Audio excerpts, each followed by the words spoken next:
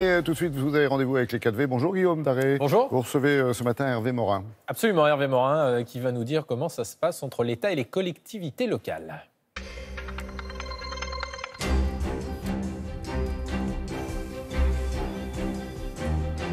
Bonjour à tous, bonjour Hervé Morin. Bonjour Alors, Guillaume je Daré. disais dans un instant, on va parler des relations entre l'État et les collectivités locales. Mais d'abord un mot sur la prestation d'Édouard Philippe. Il était hier soir notre invité sur le plateau de l'émission politique. La dégressivité des allocations chômage est envisageable dans certains cas, notamment pour les plus hauts salaires. C'est ce qu'a dit hier le Premier ministre. Bonne ou mauvaise idée ? On a un sujet réel en France, si on veut bien le replacer, qui est cette situation absolument extravagante d'un pays qui connaît encore le chômage de masse et dont les difficultés de recrutement sont absolument gigantesques. Aujourd'hui, il y a une pénurie de main-d'œuvre absolument colossale, quels que soient les secteurs d'activité. Et nous, régions, nous le vivons bien à travers une question simple, c'est les entrées en formation des demandeurs d'emploi, puisque c'est une de nos compétences que nous exerçons avec Pôle emploi et les partenaires Donc sociaux. oui ou non à la Et dégressivité ? donc, en clair, aujourd'hui, on a, trois tiers sur le chômage. Il y a le chômage frictionnel, c'est je quitte un emploi, j'en retrouve un autre. Ouais. Il y a toutes ces personnes qui sont au chômage depuis très longtemps et où le retour à l'emploi est extrêmement difficile, où il faut un accompagnement extrêmement fort. Et puis, il faut le dire, il y a une partie de nos compatriotes qui profitent du système et qui, globalement, s'organisent avec le régime d'assurance chômage. Et nous le vivons à travers des gens qui rentrent en formation et qui, après avoir trouvé un boulot, quelques mois plus tard, retournent à nouveau à Pôle emploi parce qu'ils ont rechargé leurs droits. Et donc, il faut qu'il y ait un mécanisme de dégressivité pour inciter à l'emploi. On en vient aux difficiles relations entre les collectivités et l'État. Vous êtes président de la région Normandie, président de l'Association des régions de France. Ouais. Avant de venir à France 2, le Premier ministre est invité à votre congrès des régions à Marseille pour tenter de recoller les morceaux. Est-ce que le lien de confiance est restauré ? Écoutez, l'élément positif, c'est qu'il est venu pour, en quelque sorte, recréer les conditions du dialogue. Nous aurons donc une réunion de travail le 19 octobre. Sur le reste, ils n'ont pas bougé d'un pouce. Rien n'a changé ? Rien n'a changé. Ce que nous leur disons, c'est que... ce que nous disons à l'État, c'est une chose simple. Nous voulons aussi le redressement du pays, la réussite du pays. Ce que nous ne voulons pas, c'est que dans 3 ans ou dans 4 ans, les populistes soient à la tête du pays, comme on a connu en Italie, dans beaucoup de pays européens.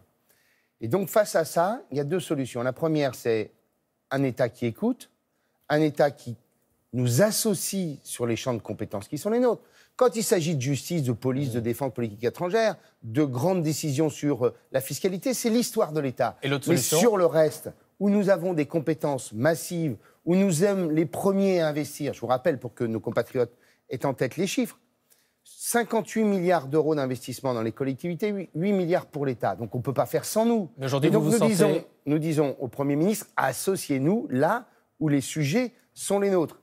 Je prends un exemple simple, qui pour nous confine au mépris et à l'arrogance.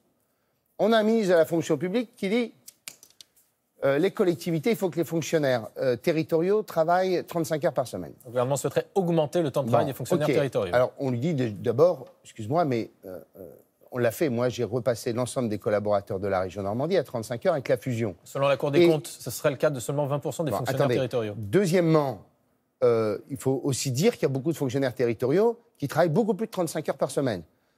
Et troisièmement, lui dire, mais cette mesure-là, nous qui sommes les employeurs, on peut peut-être y participer, construire les moyens pour repasser aux 35 heures pour les collectivités qui ne l'ont pas fait. Et non pas l'annoncer tout de go sans l'avoir évoqué avec les collectivités. Vous vous sentez méprisé aujourd'hui ? Et dernière chose, je lui dis, relisez les rapports de la Cour des comptes sur le temps de travail des fonctionnaires de l'État. Et puis après, on en parlera. Parce que recevoir des leçons matin, midi et soir, quand l'État lui-même n'est pas exemplaire, ça a un côté tout de même un peu curieux. Vous faites front commun, en tout cas, avec l'Association des maires de France, les départements de France également.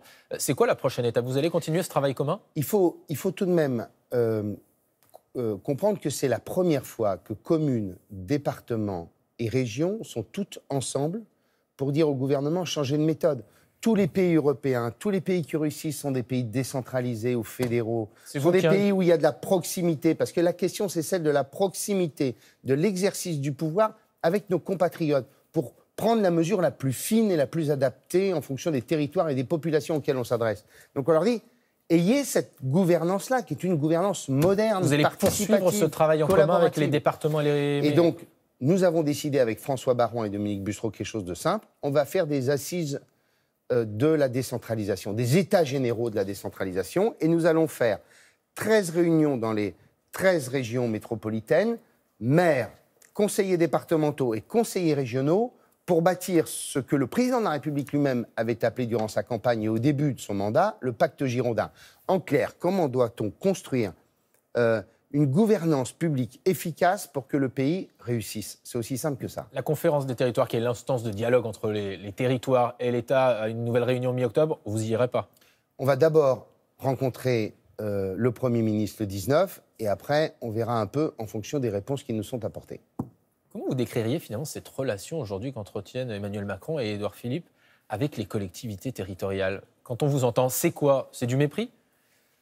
Je pense que la technocratie a pris la main sur le pays. Il suffit de voir le budget 2019 où on a ressorti exactement les mêmes recettes que d'habitude. Et cette technocratie a cette espèce d'arrogance qui considère que les élus, ce sont des démagos, mélangés qu'un peu d'incompétence. Et donc, au bout du compte... la vérité appartient à cette technocratie d'État qui s'est à peu près trompée sur tout depuis 25 ans. Quand vous voyez aujourd'hui que la popularité justement du chef de l'État baisse encore, vous dites quoi? Vous n'étiez pas l'un des plus hostiles à Emmanuel Macron il y a 15 mois. C'est ça le plus... C'est ce que j'ai dit hier au Premier ministre en l'accueillant. J'ai dit, mais vous aviez en François Baron, en Dominique Bussereau et vos serviteurs, les gens les plus bienveillants qui soient. On a fait le choix d'abandonner nos mandats nationaux pour nous consacrer à nos territoires. Mon parti, moi, c'est la Normandie. Ça n'en est pas d'autre. Je dis, mais travaillez avec nous. On est aujourd'hui dans un pays où les collectivités ont des rôles majeurs à jouer, un système dans lequel on est capable d'apporter des réponses adéquates, à agir beaucoup plus rapidement, à pouvoir innover, expérimenter. J'ai mis en œuvre des solutions en matière d'économie dans la région qui m'a permis, par exemple, de sauver 400 boîtes du dépôt de bilan, 11 000 salariés du chômage. C'est la région Normandie qui a inventé ce système. Pourquoi ne voulez-vous pas travailler simplement avec nous, co-construire, nous associer? Parce que quand on est plusieurs, en général, on réussit mieux. Merci beaucoup Hervé Morin. Merci. On verra ce que répond le gouvernement et le chef de l'État peut-être dans les prochains jours. C'est à vous Laurent. Merci Guillaume, bonne journée à vous messieurs.